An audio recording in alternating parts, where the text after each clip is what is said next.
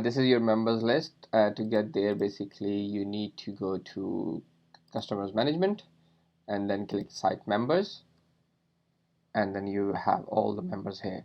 Once someone actually signed up, like if I just log out here and then I sign up, providing my information, and I'll just tick what section I need. This is basically I'm showing my intentions, which sections do I need. You still have to provide them access what section they can and they can't access. This, by ticking this, doesn't mean they automatically get access. You have to manually assign them to those sections. I agree, I'm not a robot. I'll set my password in. Oops. Okay, and then I sign up. Okay, once I do that, I should appear on this list here, and I'll say approve. So this is admin approving a member, just approving the member. He still doesn't have any access yet. Once I approve it, I go here and then I try to log in. Login c#yahoo.co.uk.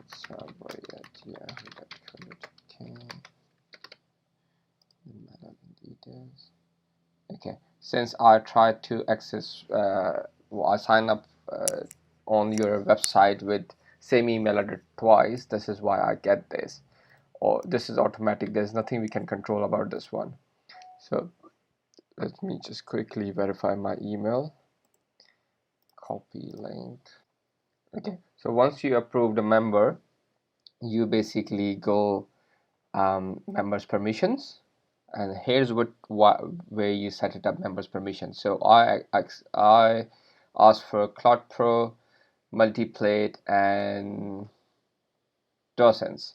So you can decide whether you want to give them all three accesses or only one access. So you click on CloudPro, you say members, add a member, and then you add me in there.